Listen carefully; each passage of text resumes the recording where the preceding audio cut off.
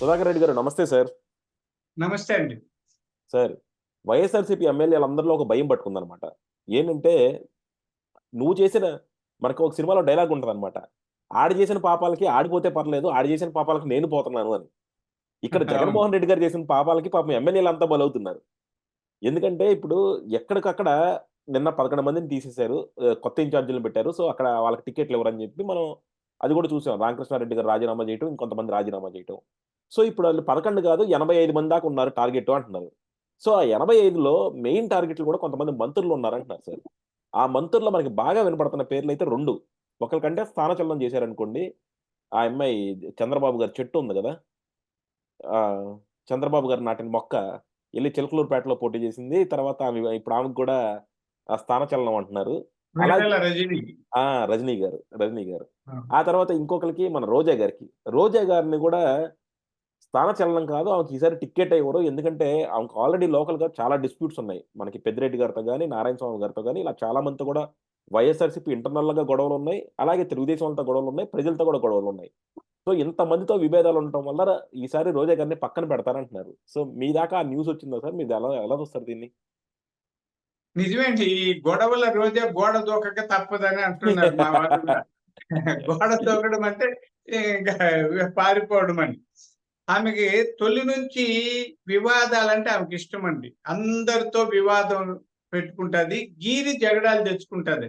విపరీతమైన అహంకారం రోజా గారి సొత్తండి. ఆమె ఎవరితో మాట్లాడినా అవహేళనగా మాట్లాడుతది. కేర్‌లెస్‌గా మాట్లాడుతది. బూతులు తిడతారు. ఇవన్నీ ఆమె లక్షణాలు. అందుకని మా చిత్తూరు జిల్లాలో పెద్దిరెడ్డి రామచంద్రారెడ్డి గారికి ఆమెకు కూడా పడదని అంటుంటారు. అలాగే డిప్యూటీ సీఎం నారాయణ స్వామి గారికి ఆమెకు కూడా పడదు. ఎప్పుడు వాళ్ళు కలిసి ఉండడం నేను చూడలేదండి. మా జిల్లానే గదా! నారాయణ స్వామి గారైతే మా ఎమ్మెల్యేని. జీడీ నెల్లూరు. అలాగే స్థానికంగా ఉన్న నాయకులతో కూడా ఆమె చాలా వివాదాలు, విభేదాలు సృష్టించుకున్నది. ఇప్పుడు నగిరి మున్సిపల్ చైర్‌పర్సన్‌గా పనిచేశారు. కేజే కుమార్ గారని. ఆయన భార్య కూడా శాంతి గారు. వాళ్ళ ఈడిగ కార్పొరేషన్ చైర్‌పర్సన్‌గా ఉన్నారు. అంటే బలమైన వ్యక్తులే కదండీ! ఒక మున్సిపల్ చైర్మన్‌గా చేసినోళ్ళు లేదా ఒక రాష్ట్ర స్థాయిలో కార్పొరేషన్ చైర్‌పర్సన్‌గా ఉన్న వాళ్ళు, వాళ్ళ వర్గమో, కులమో లేతే ఇంకొక గ్రూపో వాళ్ళకి బలంగా ఉంటది. అలాగే చక్రపాణి రెడ్డి గారు ఉన్నారండి. ఆయన రెడ్డివారి చెంగారెడ్డి గారని మాజీ మంత్రి గారికి అన్న కుమారుడు. ఆయన ఇప్పుడు శ్రీశైలం దేవస్థానం బోర్డు చైర్మన్‌గా కూడా ఉన్నారు.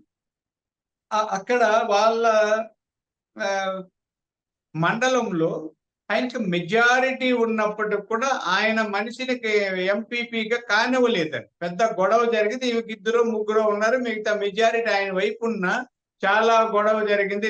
అంటే ఆఖరికి జగన్మోహన్ రెడ్డి గారు ఏం చెప్పారంటే ఎమ్మెల్యే గారి మాట వినాలి. ఆమెకే విలువ ఇవ్వాలని అక్కడ ఆమెకు కావాల్సిన ఎంపీపీని చేశారు. చక్రపాణి రెడ్డి గారిని శ్రీశైలం దేవస్థానం చైర్‌పర్సన్‌గా చేశారు. కానీ అక్కడ ఎప్పటినుంచో ఆ చక్రపాణి రెడ్డి గారి కుటుంబం అంటే చెంగారెడ్డి గారు ఒక 5 సార్లు ఎమ్మెల్యేగా ఉన్నారు, మంత్రిగా ఉన్నారు. చిత్తూరు జిల్లాలో చక్రం తిప్పారండి. ఆ రోజుల్లో పత్రికలు ఇలాగే వచ్చేవి. చక్రం తిప్పిన చెంగారెడ్డి ఇలా వచ్చేటివి క్యాప్షన్స్. అంత ఉన్నతమైన లేదా పలుకుబడి కలిగిన రాజకీయ కుటుంబాన్ని కాదని ఈమెకి టికెట్ ఇచ్చారు. వాళ్ళంతా పని చేయకపోతే ఈమె గెలవదండి. ఇప్పుడు చెంగారెడ్డి గారి కుటుంబమో, లేకపోతే చక్రపాణి రెడ్డి గారో, లేదా కేజే కుమార్ గారో, ఇంకా అమ్ములు ఉన్న పుత్తూర్లు వీళ్ళందరూ పని చేయకుండా ఆమె గెలవదు. వాళ్ళందరూ పని చేస్తే గెలిచిన తర్వాత వాళ్ళంతా చులకనగా చూసి ఆమె భర్త, ఆమె అన్నదమ్ములు వీళ్ళు ఒక్కొక్కరు ఒక మండలాన్ని చేసుకొని, పనులు చేసుకొని మామూలు వసూలు చేయడం ప్రారంభించారు. ఇంత పెద్ద నాయకులకు కూడా అక్కడ విలువ లేదండి. ఎప్పుడో వస్తారు భర్త నగిరిలో ఏదో ఇల్లు కట్టిందనుకోండి, ఇల్లు కట్టేది వేరు. అక్కడొచ్చేసి మొత్తం వసూళ్ళు, కార్యక్రమాలే. ఆమె ఒక అభివృద్ధి పని కూడా చేయలేదండి. ఉదాహరణకు చెప్తాను. నగిరిలో ఫ్లైఓవర్ అది ఈ పుత్తూరులో అండి. ఫ్లైఓవర్ అంటే ఎప్పుడో శాంక్షన్ చేశారు. అది ఎక్కడో చిన్న డిస్ప్యూట్ వచ్చి ఆగిపోయిందండి. అంటే చెంగారెడ్డి గారు ఉన్నప్పుడు 2009 ఆ ప్రాంతంలో. ఈమె 2 సార్లు ఎమ్మెల్యే అయ్యారు, మంత్రి అయ్యారు. ఆ ఫ్లైఓవర్ ఇంతవరకు కాలేదండి పుత్తూరులో. పోనీ మిగతా రోడ్లు గాని ఏవైనా ఆమె చెంగారెడ్డి గారు ఉన్నప్పుడు వేసిన రోడ్లు తప్ప గ్రామాలకి, అంటే ఆయన ఎప్పుడు 2009కి ముందు ఉన్నారండి. 2009లో ముద్దుకృష్ణారెడ్డి గారు గెలిచారు. అంతకుముందు 2004కి ఆయన అయిపోయింది.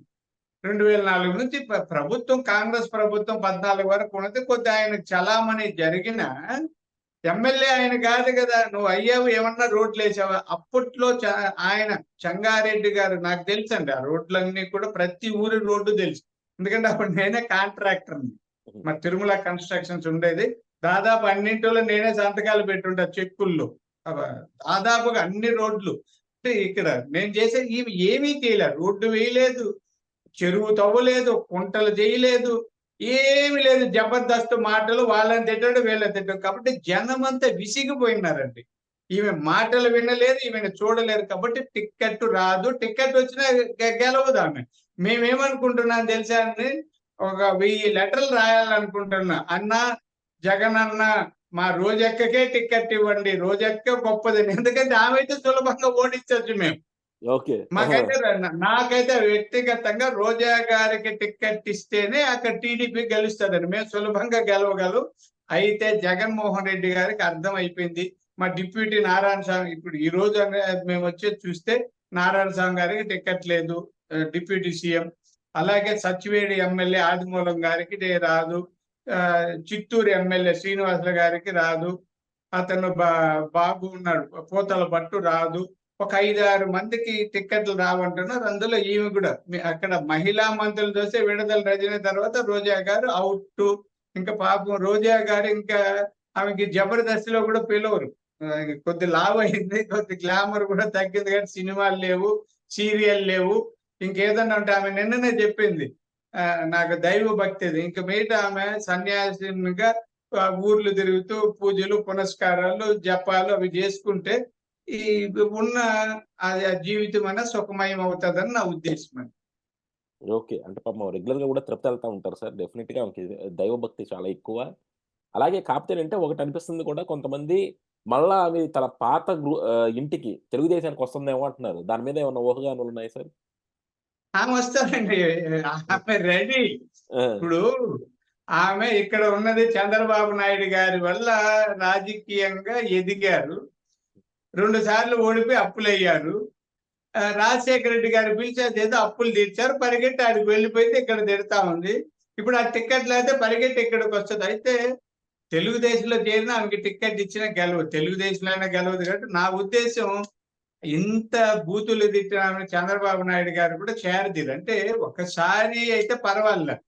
ఆమె అవకాశవాద రాజకీయాలకు అలవాటు పడ్డారు. ఆమె వల్ల పెద్ద ప్రయోజనం లేదండి. నగిరిలో ఆమె వల్ల గెలవలేదండి. ఆమె ఏదో భ్రమల్లో ఉంది. నగిరిలో నాకు చిన్నప్పటి నుంచి తెలుసండి. నగిరిలో ఏ నాయకుడు ఎప్పుడు 5,000కు మించి మెజారిటీ వచ్చా నాకు తెలియదు. 2,000, 3,000, 1000 అంతే. ముద్దుకృష్ణారెడ్డి గారు కూడా 1300 మెజారిటీతో గెలిచారండి. ఆయన ఎంత పెద్ద లీడర్. మా చిత్తూరు జిల్లాలో ముద్దుకృష్ణారెడ్డికి మించిన లీడర్ లేదండి. మంచి పేరులో అందరితో సరదాగా ఉంటాడు. ఆయనకే 1300 వచ్చింది. రోజా గారు ముద్దుకృష్ణారెడ్డి గారి మీద 858 ఓట్ల తేడాతో గెలిచింది. తర్వాత 2019లో గాలి భానుప్రకాష్ మీద 2708 ఓట్ల మెజారిటీతో గెలిచింది. ఇదే హైయెస్ట్ మెజారిటీ, ఓకే. 2700. మొన్న వేవులో మా చిత్తూరు జిల్లాలో చాలా నియోజకవర్గాల్లో 40-45 వేల వరకు మెజారిటీలు వచ్చాయి. చాలా అంటే 2-3 నియోజకవర్గాలు తప్ప 14లో కనీసం 10 నియోజకవర్గాల్లో 40,000కు పైగా మెజారిటీ వస్తే ఈమె గెలిచిందంటే 2700. ఇది ఎందుకంటే అండి, ఆమెైనా, మీరైనా, నేనైనా, ఇంకొకరైనా నగిరి నియోజకవర్గంలో ఎవరు గెలిచినా 2-3 వేలకు మించి గెలవరండి. అక్కడ ఎందుకంటే అక్కడ ఉన్న కులాలు, కుల సమీకరణలు, వర్గాలు, వర్గ సమీకరణలు ఇవన్నీ లెక్కలు వేస్తే పోటాపోటీగా ఉంటది. ఇక్కడ పార్టీలు ఏదున్నా ఈ వర్గాలన్నీ ఒకటి, ఆ వర్గాలన్నీ ఒకటి. అక్కడ వర్గ పోరు లేదా కులాల మధ్య ఉన్న పోరాటం వల్ల ఎవరైనా తక్కువ తేడాతో గెలుస్తారు. కాబట్టి ఆమెనేం అవసరం లే. ఆమె తెలుగుదేశంకి వచ్చినా తీసుకోవాల్సిన పనిలే. తీసుకున్న మా పల్లెల్లో అంటుంటారు, వాయిదా పోయిన బాండ్ అంటుంటారు. ప్రామిసరీ నోట్ ఉంది కదా, 3 ఏళ్ళు అయినాక అది చెల్లదు. కాబట్టి చల్లని కాసు రోజాను మేమేమి నెత్తిన ఎక్కించుకోవడానికి సిద్ధంగా లేము. Okay. Thank you sir. Thank you. డెఫినిట్‌గా ఏంటంటే రోజా గారు ఎవరు ఎన్ననుకున్నా సరే బాగా కష్టపడే తత్వం ఉన్న మనిషి కాబట్టి ఆమె ఎక్కడున్నా సరే షైన్ అవుతారు. కాకపోతే ఏంటంటే ఆమె కొంచెం పాలిటిక్స్‌ని ఆ పవర్‌ని మాత్రం టూ మచ్ అబ్యూజ్ చేస్తున్నారు. ఆ పవర్ అబ్యూజ్ చేయకుండా అదివరకు ప్రతిపక్షంలో ఉన్నప్పుడు ఎలా అయితే కష్టపడ్డారో అలా కష్టపడితే కనీసం జనాల నుంచి అప్రిషియేషన్ ఎక్కువుంటుంది. సో, ఆ పవర్ అబ్యూజ్ అనేది మనం కేసీఆర్ గారిని కూడా చూసాం. జనాలు హర్షించరది. సో, ఎవరైతే పవర్‌తో ఎక్కువ పొగరు చూపిస్తారో వాళ్ళని మాత్రం ఇంటికి పంపిస్తారు. సో, దానికి కేసీఆర్ గారి తర్వాత ఇంకో బెస్ట్ ఎగ్జాంపుల్ రోజా అవ్వబోతుంది. Thank you sir. Thank you very much.